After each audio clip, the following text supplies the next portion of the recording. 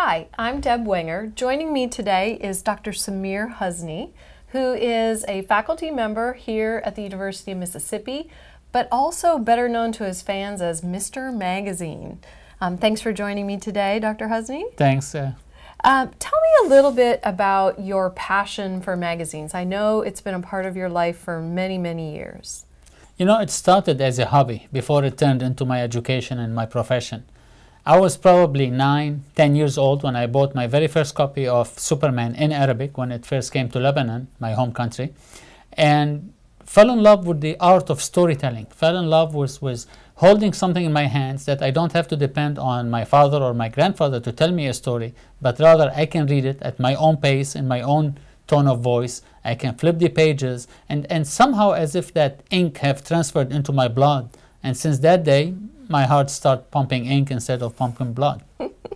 So obviously you and I talk a lot about the future of journalism in particular, and you're very passionate about the future of magazines.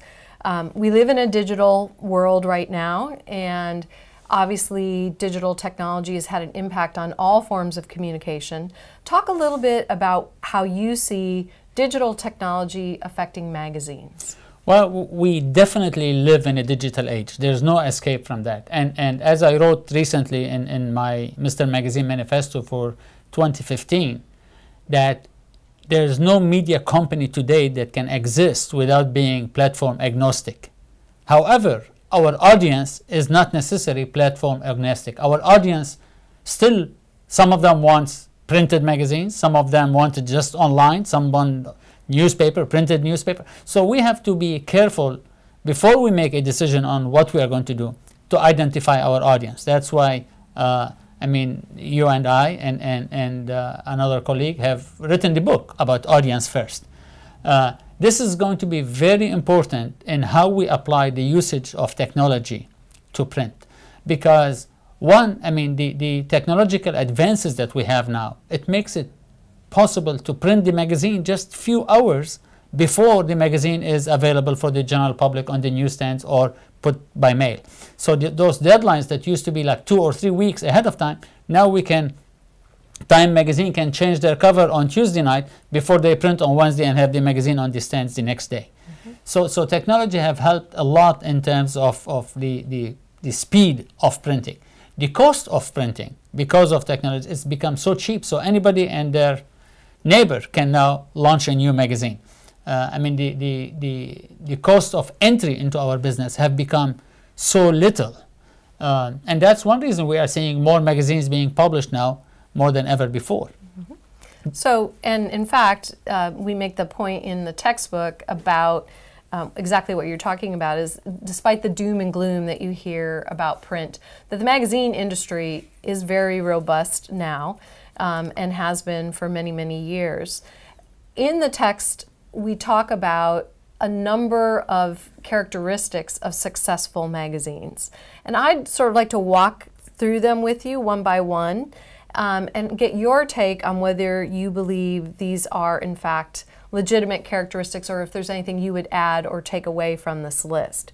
So the first one is a relationship between magazines and readers, that all successful magazines actually have a relationship with their readers. What's your response to that? Well, I mean, if we go back in history, magazines in the United States and the rest of the world were the very first national medium. It was the very first mass media worldwide which connected people virtually in California, in Mississippi, in New York. So when you received a copy of your Life magazine or your Look magazine or Saturday Evening Post, there was this virtual community. You knew that people in California are reading the exact same thing here. You have to remember, the radio was local, newspapers were local. So the only thing that was the national marketing tool were the magazines. And so that virtual community continue to exist till today. I mean, when you hear people falling in love with Time or falling in love with Cosmopolitan or Women's World, I mean, they are not necessarily falling in love with the ink on paper. They are falling in love with that content, with the way magazines You know, somebody once said that successful magazines are those who are purveyors of meaning. And you add to that, I add to that like meaning of life. What's in it for me? When I am picking up a magazine, it's like a older sister giving me advice, a younger brother terrorizing me, a friend coming to visit. So it's, in fact, it's that sense of virtual community that helped magazine succeed. And if I look at the magazine as a human being, then I'm spending time with a friend, I'm spending time with a consultant, I'm spending time with a doctor, I'm spending time without actually having to go any other place. One very successful example people always give is Cosmopolitan. When Helen Gurley Brown wrote her book about sex and the single girl, she started receiving letters at home, and her husband, who was a psychiatrist, started telling her, like, why don't you do a magazine and answer all these questions rather than... So that's where the idea of Cosmopolitan came into being. And so she's now answering this virtual community rather than answering each one individually. And of course, Cosmopolitan, which will celebrate 50 years this year, have become one of the most successful women's magazine in the United States of America. Well, and in fact, that leads into what is considered the second characteristic of successful magazines, is provides you information you can't get anywhere else. Do you see that as a fundamental characteristic of successful publications? It's not necessarily provide you information you can't get any other place, but rather explaining the information in a way you can get any other place. Because in this day and age, it is so easy for anyone to tell you what's going on. What we used to call our friends of journalism, the 5 W's and the H, the who, when, where, why, and what, and how, are easily accessed now via online, via social media. But the what's in it for me, specifically for me, and the more I can make the magazine content give me that answer, that simple question, what's in it for me, the more my relationship with the magazine is going to be successful. Because I truly believe in the magazine business, like in any other successful business, we have to be in the business of addiction. We have to get people addicted to my advice, addicted to the way of explaining how life goes on.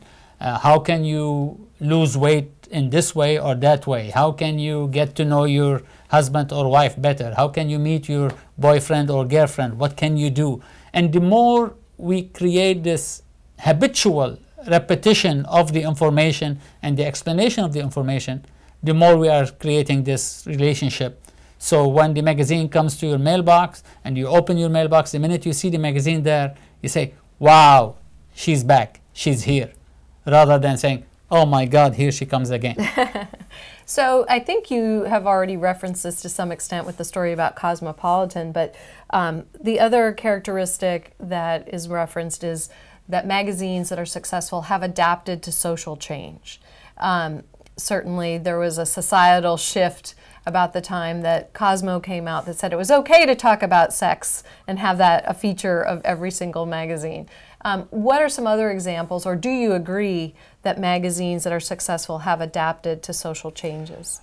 Definitely. And we have to remember, when television came into the scene, when television became part of the American household in the late 50s and early 60s, it fundamentally changed the mission of magazines. Magazines until that era were the only national medium, were the only connectors of that virtual community. So when television came, there was no need for the magazines to be that virtual national community. I mean, you sit down and watch TV back then, and 1/3 of the country is watching the same thing you are watching. So connectivity shifted from this virtual printed medium in your hand to the screen of the television in your den.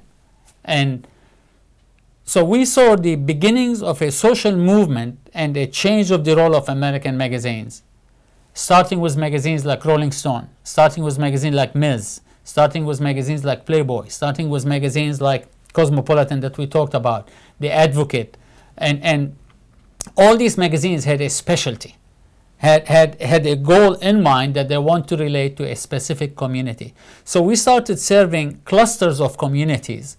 And when social media came into the scene, and every person and their cousin now is able to be their own publisher or have their own blog, magazines started playing the role of like, okay, I know you have a community, but you need a voice of the community that will reach to more people who think like you. And that's why we start seeing the power of that social impact.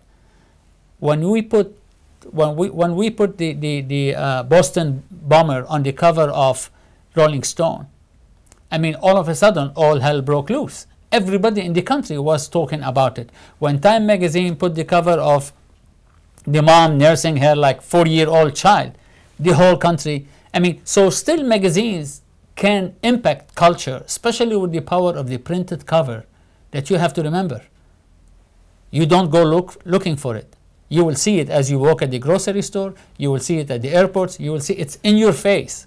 And so we are adapting, and magazines editors are getting even more clever of the use of things that they know will ignite social media. Well, and that leads to one of the other characteristics is they define the major issues of society. They are leaders in sort of setting the agenda for public discourse, that they take sometimes controversial or important topics and they put them in the public spotlight. It sounds like you definitely agree that with a provocative or powerful cover, you can actually spark public discussion about important topics. You know, when I wrote my dissertation back in 1983 about what makes magazines survive, what makes magazines fail, one of the important roles, I said magazines have two roles. They have a commercial role, like any other business. If you're not making money, you're not going to stay in business. But you also have a social role. Magazines have been the best reflectors of society. They initiate some stuff, like when Martin Luther King was assassinated, when Robert Kennedy was assassinated. Esquire magazine took the lead in trying to ban gun advertising, trying to have the magazines all unite to ban. When September 11 took place, magazines initiated putting the American flag on every cover of the magazines during that October issue after September. So the role of reflecting society and initiating some stuff is sort of like shifting a little bit. We are becoming more initiators because social media is now the bigger reflector of society, because anybody now have access to tell you what's taking place in their life, whether they are waking up and having a cup of coffee or they are coming to class sleepy. So magazines now find themselves more into the initiator aspect. And to me, I mean, a lot of good magazine covers are those that ignite the discussion. Not only start the discussion, but also ignite the discussion. And social media then can pour as much as they want gasoline on the fire, or they can pour water on the fire, depends on your point of view. So you touched on what is the last characteristic that text mentions as being indicators of a successful magazine, and that's the idea that they are adjusting to current economic conditions and limitations. Although advertising is still playing a significant role, that there's more to just being funded by advertising for magazines. What would you say about that? Well, that's definitely. I mean, when you look at the magazines that were published, let's say, in the early 80s, the average cover price of the magazine back then used to be $2.50. The average cover price of a new magazine today is more than $8. So we are shifting the business model, where it used to be that a big chunk of our money came from advertisers. Now we are seeing the customer, the reader, is carrying some of that burden. Still, the majority of the big established magazines make at least 80% of their revenue from advertising, but it's just the opposite with the new magazines, where they make 80% of their revenue from their readers, from their customers who buy the magazines. And that's why you see also a new shift taking place where we used to have a lot of magazines published on a regular frequent, like weeklies. I mean, we used to have a magazine like TV Guide selling 18 million copies every single week. Those magazines don't exist now. Now you will need 100 magazines, if not more, to sell 18 million copies a week. But what we are finding, what we are seeing is magazines are becoming more of a coffee table, more like glossy, more like what we call bookazines, and with very high cover prices. $14.99, $13.99 is becoming more the norm, and they are published less frequently. You have a lot of new magazines coming now to the marketplace, published 6 times a year or 4 times a year. In fact, I've seen in 2014 more titles published 4 times a year than any other frequency. Nobody can compete with the speed of the technology and of social media. Any magazine that is trying to compete with the delivery the same way social media delivers is going to have the same fate with the magazines of the 60s that try to compete with television. I mean, no matter how many copies Life magazine increased their circulation, 7 million, 8 million, 10 million, or Look, or the Saturday Evening Post, they were never able to reach the 70 million a television channel is reaching. Mm-hmm. So we've learned our lesson, and we've learned that the best way to survive is to create a product, to create content that the readers are not only willing to pay, but also they can afford paying for it. Mm-hmm.